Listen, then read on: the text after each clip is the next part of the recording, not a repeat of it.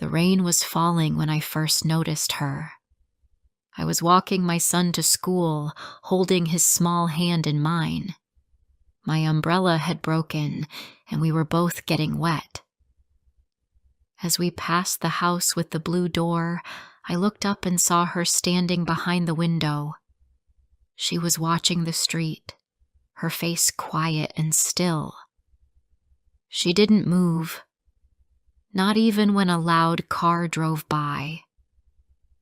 Every morning after that, I saw her again, always in the same place. She stood behind the glass with a cup of tea in her hands. The tea never seemed to change. Maybe it was cold, or maybe it was only for show. She never opened the door. She never came outside. She never smiled. At first, I thought she might be waiting for someone. Maybe a daughter. Maybe a husband. But no one came. The mailman dropped letters into her box, but she didn't collect them. Her garden was full of dry leaves, and the small plants near the door were turning brown. The house looked tired, like no one had touched it in a long time. My name is Lila, and I had only moved to this street 2 months before. I came here after my marriage ended. My son Leo was only 6. We left our old life and came to this quiet street to start again. But starting again is harder than people think. I still felt broken inside. I still woke up feeling sad and tired. I didn't know anyone here. The neighbors were polite, but they didn't ask questions. They smiled, but their smiles were short. They had their own lives, and I was a stranger. I didn't expect friendship, but I did expect silence. And that was what I got. Still, I kept noticing the woman at the window. She became part of my routine. After I walked Leo to school, I would pass her house and look up. She was always there. Her hair was gray, and her sweater looked warm but old. Her face was calm, but there was a kind of pain in her eyes. Not loud pain, quiet pain. One day, I walked a little slower. I pretended to tie my shoe so I could stop in front of her house for a few seconds. She looked at me, and for the first time, our eyes met. I smiled, but she didn't smile back. Still, she didn't look away. That moment stayed with me all day. That night, I couldn't sleep. I kept thinking about her. Who was she? Why didn't she come outside? Why didn't anyone visit her? Did she have family? Did she have a past full of pain? I thought about what it felt like to be so alone. I knew something about that. After my husband left, I spent many weeks in my bedroom. I didn't want to eat. I didn't want to see people. I cried when Leo wasn't looking. I told myself I had to be strong, but I didn't feel strong. I felt small and forgotten. I knew what it meant to be invisible. Maybe that was why I noticed her. Maybe I saw something of myself in her. The next morning, the sky was cold and gray. I dressed Leo and took him to school. On the way back, I stopped again in front of her house. She was there. Her eyes met mine once more. This time, I gave her a small wave. It wasn't big. It was soft, like a question. She didn't wave back, but she blinked. That was enough. That afternoon, I baked banana bread. I used to bake a lot, but I had stopped after the divorce. This time, I wanted to make something warm, something soft. I didn't plan to do anything with it, but once it was ready, I had an idea. I cut 2 slices, wrapped them in a paper towel, and placed them in a small paper bag. Then I walked slowly to her house. My heart was beating fast. I didn't know if she would be angry or if she would throw the food away. But I walked up the short steps and placed the bag on her front step. I didn't ring the bell. I didn't wait. I walked away. The next day, the bag was gone. For a few days, nothing happened. She still stood at the window, still quiet, still alone. But one morning, something had changed. There was a small flower pot near the window. It was new. The plant inside was green and fresh. I smiled when I saw it. That day, I left a note. I wrote, "Hope you liked the bread. I'm Lila. I live 2 houses down. You can wave if you want." I didn't sign it with anything more. I placed the note in an envelope and left it where I had left the bread. The next morning, she waved. It was the smallest wave I had ever seen. Her hand moved only a little, but it was enough. My heart felt warm. I waved back. From that day on, we waved every morning. Sometimes I left small things on her step. A flower, a cookie, a magazine. She never wrote back, but she started to change. She added more flowers near the window. She wore a new scarf one morning. The curtains were open wider. It was like watching a dark room get lighter day by day. One cold morning, I saw her open the door for the first time. She stepped outside and stood on the step for a few seconds. She looked at the sky. Then she went back inside. It was a small thing, but to me, it felt big. A few days later, I got a letter. It was in my mailbox. The envelope had no name, but I knew who it was from. Inside was a short note.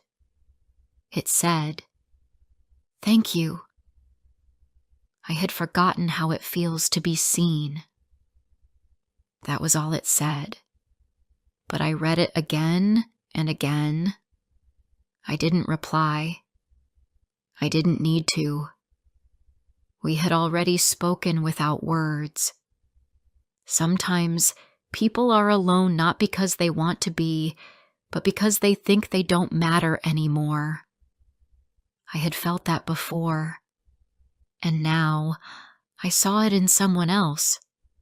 But now we were both a little less alone. Before I share the rest of my story, I need to know, where are you listening from? Knowing someone hears me, understands me, gives me strength. Winter came early that year. The air turned cold and the trees became bare. The mornings were darker and people on the street walked faster, keeping their heads down. But even in the cold wind, Ruth stood at her window. She didn't miss a single day. Her face was always calm, her hands holding a warm drink, and her eyes following the world outside like she was remembering something that only she could see. One morning, I saw something new. There was a notebook in her hands. She held it close, as if it was important. I wondered if she was writing about the past or maybe about the future she didn't expect to have. I didn't know yet, but I was curious. That week, I didn't leave anything on her steps. I wanted to give her space. I had sent small gifts before, but now I wanted her to choose when to speak. I hoped she would. On Friday, when I opened my mailbox, there was a small envelope inside. My name was written on it in neat, careful letters. I went inside and sat at the kitchen table. My hands shook a little as I opened it. The paper was soft and clean, and the writing was simple. Ruth had written her name at the top. She said she had lived in that house for 32 years. She moved there when she was 27 with her husband, Peter. They had no children, but they were happy with each other. He had died 5 years ago from a long illness. Since then, she had lived in silence.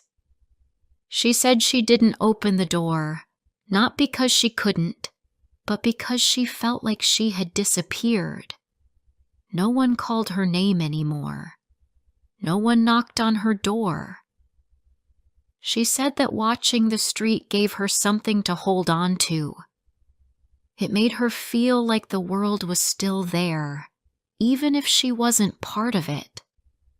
But the day I smiled at her, something changed.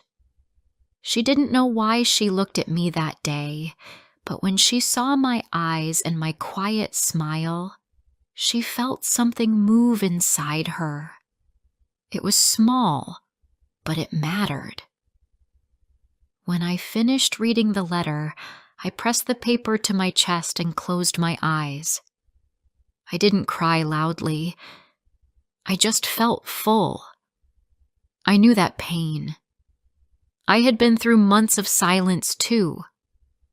I had lived in a house that felt heavy with sadness, and I had waited for someone to see me. I didn't know that in smiling at Ruth, I had done for her what I had once needed someone to do for me. That night, I wrote her back. I told her my name and that I had moved to the street after my marriage ended. I said I had a son, Leo, who gave me reason to wake up each day. But even with him, I often felt alone. I told her how her quiet wave each morning gave me comfort. I didn't write anything too deep, but I wanted her to know I understood. After that, we began to exchange letters every week. We never met face to face. She didn't invite me inside, and I didn't ask. Our letters were our way of speaking, and it was enough. She told me more about Peter.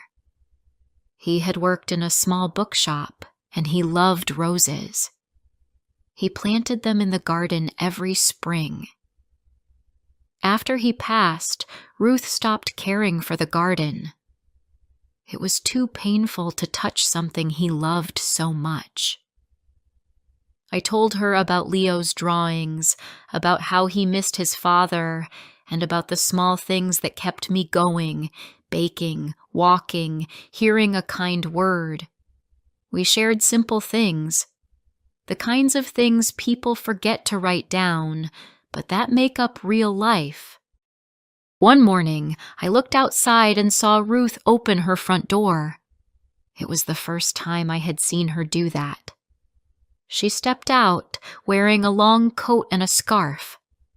Her hair moved gently in the wind. She looked around the garden, then down at her hands. She didn't stay long. After a few minutes, she went back inside. But it was something. That week, I found a letter in my mailbox without words. Inside was a photo.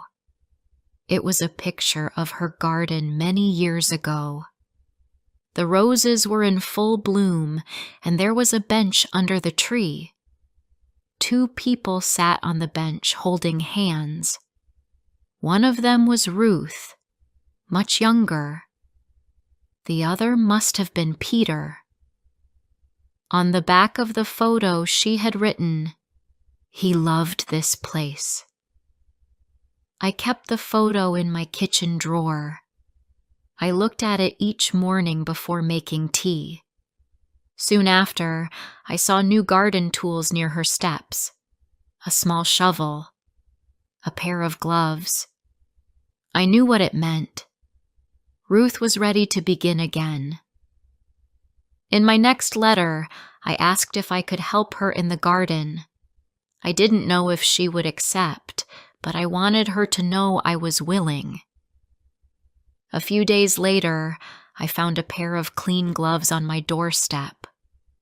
That was her way of saying yes. That Saturday, I walked over and knocked lightly on her door.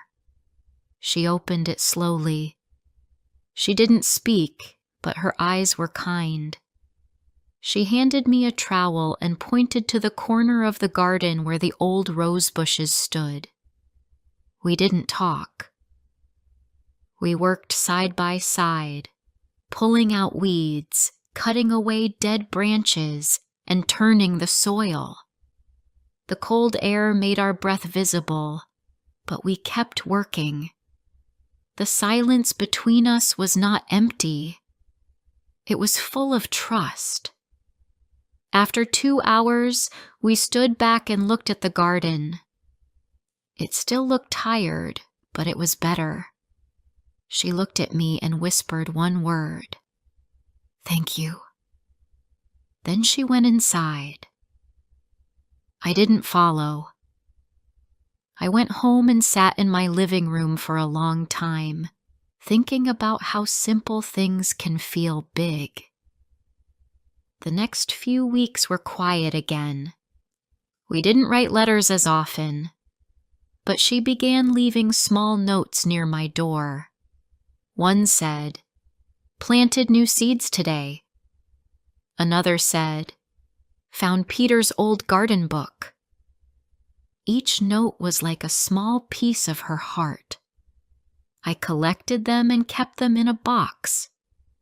One day, there was no note.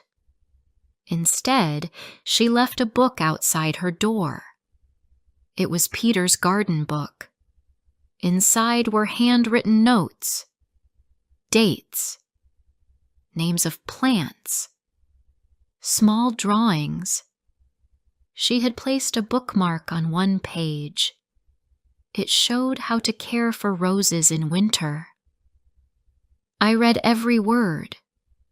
That spring, the roses bloomed again. The roses came back in spring, soft and red like small signs of hope. Each day, I walked past Ruth's house and watched them grow taller. Her window was open more often now. Some mornings, I saw her sitting outside on a chair with a blanket on her knees. She watched the flowers in the street, and sometimes she watched me. We still waved, but not every day. We didn't need to. Something had already changed between us. Ruth no longer seemed like the woman behind the glass. She was part of the street now. She didn't speak much, but her presence was stronger. She had started sweeping her steps. She added a few new plants. Sometimes she left small notes on my door with gardening advice or a recipe from an old book. I always replied with a thank you card or a few cookies from Leo and me. One day, I found a letter in my mailbox that was longer than usual. She had written about Peter's final days. She said he had been sick for a long time, and during that time, she had done everything alone. He didn't want visitors. He didn't want to speak about death. Ruth respected his wishes, but after he passed, she was left with silence. She said she had not cried the way people do in movies. There were no big moments, only the feeling that each day had become heavy and slow. She tried to fill time with books and tea, but time kept moving without her. She wrote that when I arrived on the street, she almost didn't notice. She had learned not to care about new neighbors.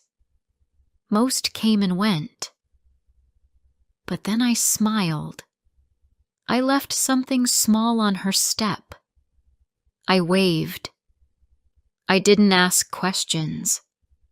I didn't force her to talk. She said that was why she trusted me. I gave her space, and from that space, she found herself again. After reading the letter, I sat quietly for a long time. Then I opened the window and looked across the street. Ruth was not there. I waited, but she didn't appear that day. The next morning, she was back in her chair reading. I waved. She looked up, saw me, and raised her hand slowly. Then she smiled. Not the soft smile of before, but a real, full smile that made her eyes light up. It was the kind of smile that said, "I'm here." One weekend, Leo asked me if we could help Ruth clean her garden more. He had seen me working there once, and now he wanted to be part of it. I wasn't sure if Ruth would be comfortable, but I wrote her a note and asked. Her reply came in a pink envelope with simple words, "He is welcome." That Saturday, we walked over with a small bag of tools. Ruth came to the door and stepped outside. Leo showed her a drawing of a sunflower he wanted to plant. She touched his hair and nodded. That was the first time she touched someone on the street in years. We spent the day cleaning, planting, and laughing softly. Ruth didn't say much, but her eyes were warm, and her hands moved with care. That night, Leo asked me, "Is Ruth part of our family now?" I smiled and said, "She's part of our hearts." As the weeks passed, Ruth and I grew closer. We didn't visit often, but we understood each other. She shared old photos with me, pictures from her wedding, from trips to the countryside, from summer days in that same garden. Each photo told a story. She said she didn't know what to do with them before, but now she wanted someone to see them, to remember them. I listened. I remembered. One evening, I brought her a new plant. It was a gift from Leo's school. She looked at the pot and smiled. Then she surprised me. She spoke more words than ever before. She said, "I thought I would grow old and disappear, but I didn't. I stayed, and someone saw me. That changed everything." I nodded. I understood. Later that month, Ruth got sick. It started with a cough, then tiredness. She didn't come to the window one morning, and I felt something cold in my chest. I left a note, but there was no reply. On the third day, I knocked. A nurse opened the door. She told me Ruth had asked for me. She had pneumonia and needed rest. She was in bed, weak but calm. I stood in the doorway and looked at her. Her face was pale, but she smiled when she saw me. I sat near her and held her hand. We didn't speak. She closed her eyes, and I sat with her until the nurse asked me to leave. Over the next week, I visited every day. I brought her flowers from her garden, warm tea, and small notes from Leo. I read her letters from the past. Sometimes she stayed awake. Other times she only slept. But I stayed. One morning, she was gone. The nurse gave me a small box with Ruth's name on it. Inside were a few of her favorite things. A picture of Peter, the first letter I had sent, a dried rose, a note in her handwriting that said, "Thank you for bringing me back to life." I cried for a long time. Then I planted a new rose bush in her garden next to the others. I placed a small stone near it that said, "For Ruth, seen and remembered." That summer, the roses bloomed brighter than ever. The street felt warmer, and I no longer walked with my head down. I smiled at the neighbors. Some smiled back. A few even waved. Leo started school again, and each morning we walked past Ruth's house. He would point to the garden and say, "That's Ruth's place." I always nodded. She was still there, in the flowers, in the soft air, in the quiet love we shared. Sometimes people live right next to us for years, and we never really see them. We pass them on the street, but we don't know their stories. Ruth taught me that small actions matter. A wave, a smile, a slice of banana bread. These things can change lives. She was the loneliest woman on the street, but not anymore, and neither was I.